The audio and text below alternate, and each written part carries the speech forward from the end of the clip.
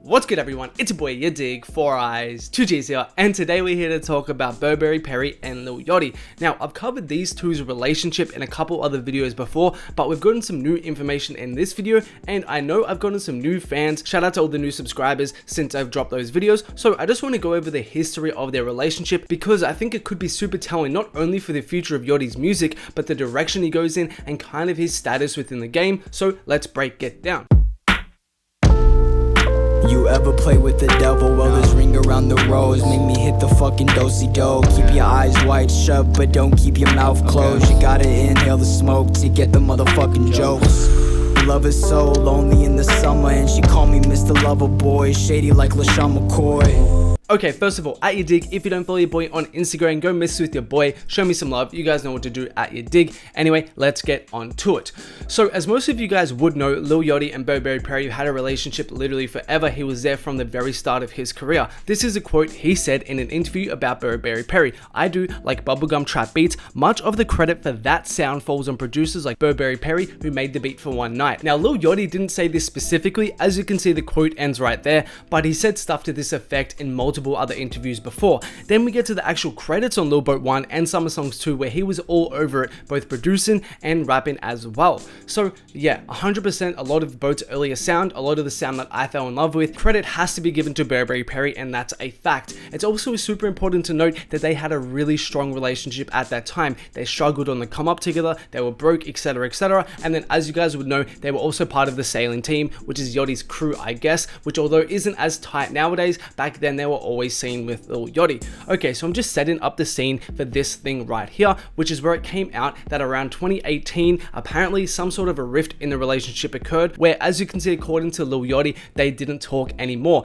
And this really wasn't that surprising because on Lil Boat 2 and Nothing to Prove, Burberry Perry didn't have any additions to those albums at all, and if I remember correctly, on Teenage Emotions, he only produced one song, where as you can see, he was all over Lil Boat 1 and Summer Songs 2. So fans already knew something was up, and as a hardcore Yachty fan, especially at that time, it was pretty clear that something was going on behind these scenes. Then we get to this interview with Cohen Frost. Great interview, by the way. Go watch it after this video if you haven't. He kind of talks candidly on Burberry Perry and that whole situation. And in addition to this, in Yachty's follow-up No Jumper interview, he also spoke briefly about the whole sailing team situation, where people were wondering what was going on. And some of this I think can be applied to Burberry Perry directly, so I'm going to play both clips back to back. I saw something in everyone on his own team, but it didn't work that way for everyone. Everyone didn't have the same vision I had for themselves. How much money I spent on these kids who don't care about themselves? You can't want something from somebody who don't want it for themselves, you know? So then I had to just scale back a little bit and kind of do my own thing, you know what I'm saying? So much money, like almost $1 million trying to like create this company out of my own money. Right. And they didn't want it for themselves. Magazines and taking them on tour around the world twice. Getting these hotels and these big tour buses and spending all this money on like, custom uniforms and video shoots, and they were just really lazy. You know what I'm saying? It was like, why am I sitting here trying so hard to make you guys like just like which I don't really like talking about, my old best friend Perry. Yeah. You know what I'm saying? Who I'm not that close to anymore. Yeah. I never wanted anything from him.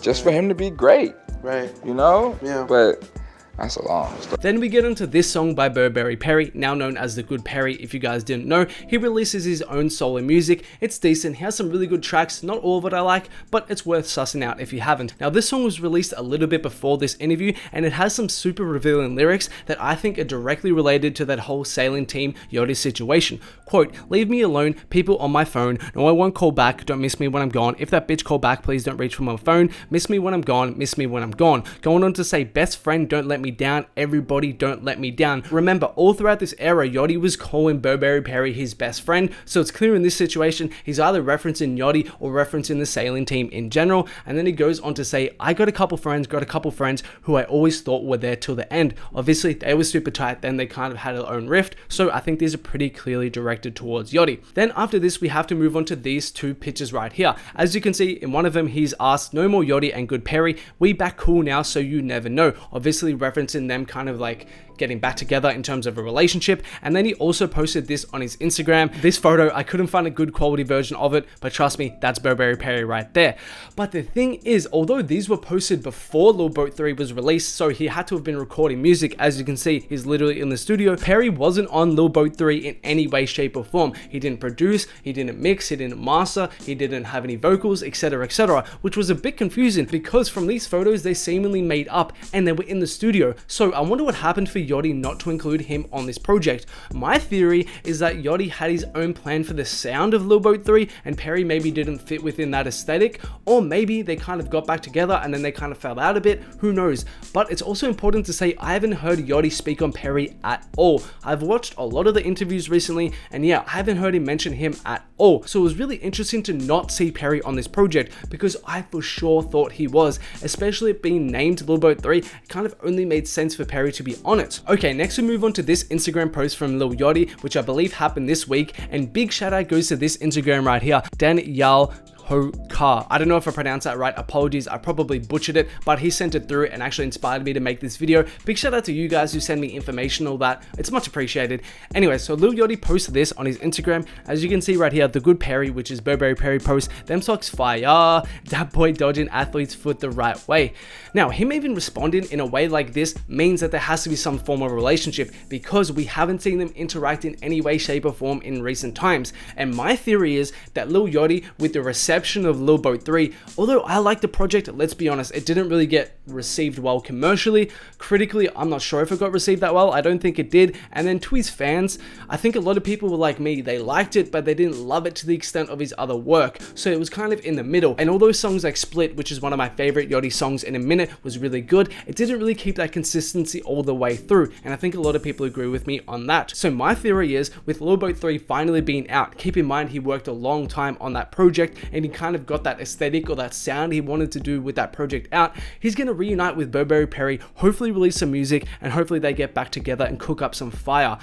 Because we know in his DMs and stuff like that, people must be asking for Burberry Perry. Every stream I do, shout out to the live stream squad, comment down below if you're a part of it. Also, turn on notifications to know when I go live. I literally am streaming almost daily now. Anyways, in every live stream, and I talk about Yachty a lot, I end up discussing Lil Yachty, and then Burberry Perry's name eventually always comes up because you guys ask about him, and then I end up reminiscing on the old music that's so good, and then people overwhelmingly say they need to get back together. And even just looking at this Wanna Be Us video right now, man, it's such an iconic era for Lil Yachty. So hopefully on this new project of Yachty's, or even on the deluxe version of Lil Boat 3, we see them back together, because I would just like to hear what they would sound like in 2020. Maybe it wouldn't be as good as their older stuff, who knows, but it would be interesting to see what a Yachty and Burberry Perry collab in 2020 would sound like. But yeah, that's kind of like all the information we have right now in regards to the status of their relationship. Hopefully you guys enjoyed me going in depth. Drop a like, subscribe, turn on notifications if you did. Also, before we finish this video, a couple quick shout outs from the Instagram. Big shout outs to Cardi exclusive, Dope Cardi page, and also RM Paris, much appreciated. Also, let me know in the comments what you guys thought about Lil Boat 3. Did you like it? Did you love it? Did you think it was good as the original Lil Boat 2, etc, etc? Let me know. Also, I must say again, Split is one of my favorite Yachty tracks in a minute. I think that's kind of like his zone